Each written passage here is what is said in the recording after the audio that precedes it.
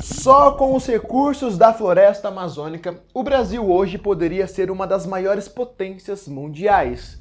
Na verdade, só com os nossos recursos naturais o Brasil poderia disponibilizar para o seu povo uma educação de qualidade, um sistema de saúde de qualidade, emprego para todos, mas é claro, se todos esses nossos recursos fossem explorados da maneira correta, se não existisse tanta desinformação em nosso país, se não existisse tanta corrupção em nosso país. O mundo hoje vive uma grande crise diplomática e uma guerra nuclear pode começar a qualquer momento. O Brasil seria capaz de defender a floresta amazônica em uma eventual invasão? O Brasil hoje seria capaz de defender todo o seu território caso fosse necessário? Todos nós sabemos que o Brasil possui o melhor exército de selva do planeta. Soldados russos, norte-americanos, franceses e diversos outros soldados de diversos países vêm para o Brasil todo ano para realizar apenas uma parte do curso de guerra na selva. A floresta amazônica divide fronteira com alguns países e cabe ao nosso exército a missão de evitar que bandidos, criminosos e guerrilheiros, como os guerrilheiros das Farc, invadam o nosso território.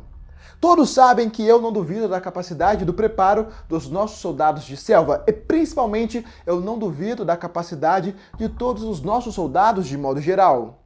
No entanto, a realidade das Forças Armadas brasileiras é completamente preocupante. Esse vídeo serve de alerta para todos vocês que gostam do assunto. Se você já acompanha o meu trabalho ou acompanha o trabalho do meu amigo Marcelo do canal Hoje no Mundo Militar, você sabe muito bem qual é a nossa atual situação bélica. O Brasil, territorialmente falando, é um país gigantesco e hoje as nossas Forças Armadas não são capazes de defender todo o nosso vasto território caso for necessário. Infelizmente, essa é a nossa dura realidade. O mundo está vivendo uma grande crise diplomática e uma guerra nuclear pode estourar a qualquer momento. E a Marinha Brasileira, por exemplo, aposentou o seu único porta-aviões. E nós não temos sequer uma esquadra decente para defender os mais de 8.000 quilômetros de litoral que o Brasil possui. Nós não temos aeronaves suficientes para defender todo o nosso espaço aéreo. E para piorar ainda mais a situação, o governo brasileiro, graças a alguns engravatados corruptos, vem cortando drasticamente todo o orçamento e investimento na defesa e nas Forças Armadas. Nos últimos 5 anos, houve um corte de 44,5% no orçamento em defesa. E o orçamento desse ano foi contingenciado em 40%.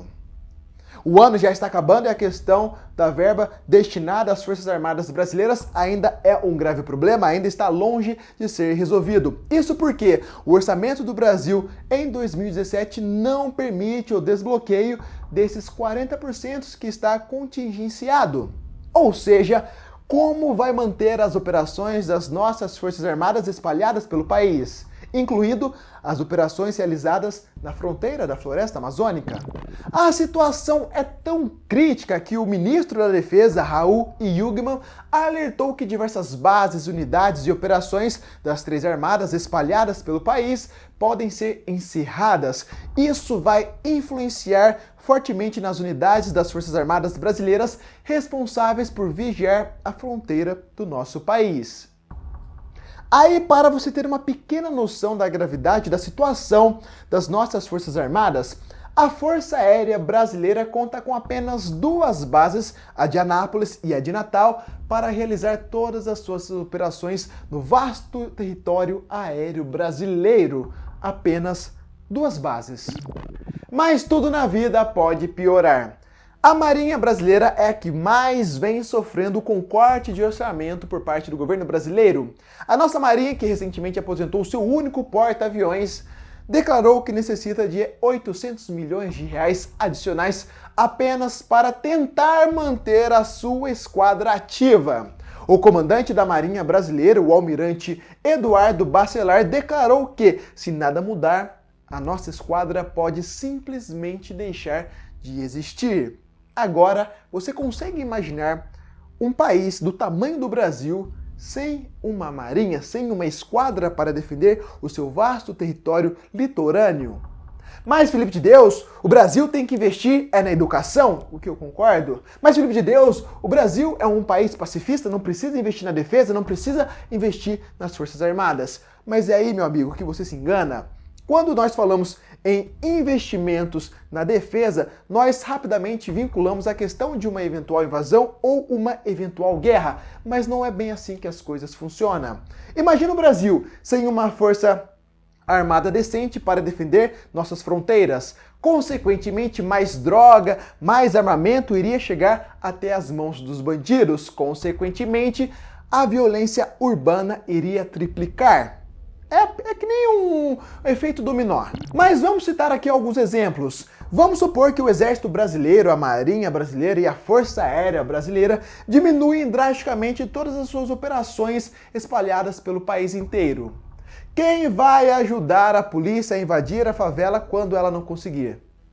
Quem vai lá no meio da floresta amazônica interceptar os bandidos que trazem armamentos, que trazem drogas? Quem vai defender as águas brasileiras do contrabando, da pesca predatória ilegal? Quem vai ficar responsável por isso?